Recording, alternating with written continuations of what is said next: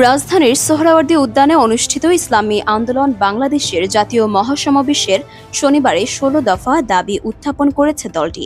রাষ্ট্র সংস্কার, পিআর পদ্ধতিতে নির্বাচন, সংবিধানের মূলনীতিতে আল্লাহর উপর পূর্ণ আস্থা ও বিশ্বাস পুনঃস্থাপন, শোষণমুক্ত রাষ্ট্র নির্মাণ এবং ইসলাম ও স্বাধীনতা বিরোধী কার্যক্রমের বিরুদ্ধে কঠোর আইনি ব্যবস্থা নেওয়া সহ বিভিন্ন বিষয়ে তাদের দাবির ঘোষণা এসেছে এই সমাবেশ থেকে। দলটির মুখপাত্র মাওলানা গাজী আতাউর রহমান মহাসমাবেশের ঘোষণাপত্র পাঠ করে এসব দাবির বিস্তারিত তুলে ধরেন। তিনি বলেন, এই মহাসমাবেশ আগামীর বাংলাদেশ বিনির্মাণে একটি গৌরবোজ্জ্বল মাইলফলক হিসেবে বিবেচিত হবে।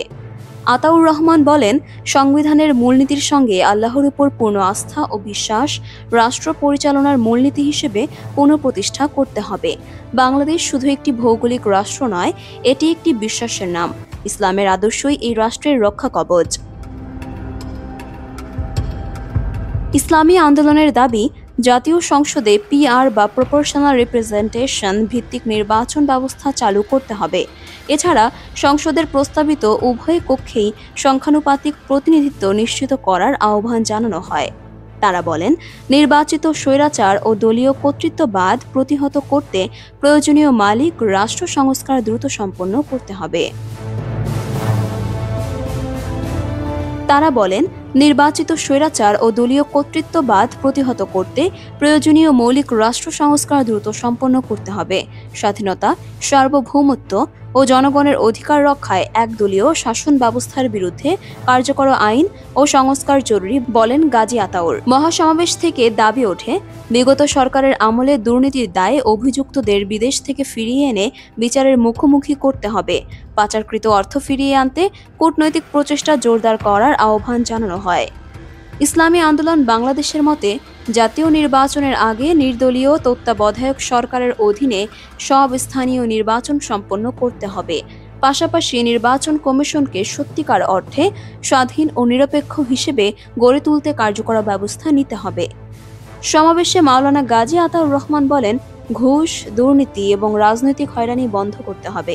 শুধু ভিন্ন মতের কারণে কোনো নিরপরাধ নাগরিক যেন হয়রানির শিকার না হয় সেটা নিশ্চিত করতে হবে। মিথ্যা মামলা প্রত্যাহার করতে হবে। বক্তব্যে বলা হয়, বিগত সরকারের আমলে ভারতের সঙ্গে করা সব চুক্তি জনসম্মুখে প্রকাশ করতে হবে। দেশের স্বার্থবিরোধী কোনো চুক্তি হলে তা বাতিলেরও দাবি জানানো হয়। দেশের কোথাও কোনো রকম গণ উন্মত্ততা বা মব সৃষ্টির সুযোগ দেওয়া যাবে না বলে হুঁশিয়ারি দেন গাজী আতাউর। তিনি আরও বলেন, আইন শৃঙ্খলা রক্ষায় প্রশাসনকে আরও অবিচল ও কার্যকর হতে হবে। সমাবেশে বক্তারা বলেন, আধিপত্যবাদী শক্তির বিরুদ্ধে জাতীয় ঐক্য গড়ে তুলতে হবে। আসন্ন জাতীয় নির্বাচনের দুর্নীতিবাজ ও দেশবিরোধী চক্রের বিরুদ্ধে ইসলামী ও দেশপ্রেমিক শক্তিকে ঐক্যবদ্ধ হওয়ার আহ্বান জানানো হয়। এই ১৬ দফা দাবির মধ্যে অন্যতম গুরুত্বপূর্ণ ছিল জুলাই সনদ ঘোষণা, অর্থাৎ জুলাই গণ অভ্যুত্থানের প্রত্যাশা পূরণে একটি রূপকাঠামোগত রাজনৈতিক প্রতিশ্রুতি ঘোষণা করা। বক্তারা বলেন, আগামী মাসের মধ্যে এই সনদ ঘোষণা না হলে আন্দোলনের পথেই থাকবে দল।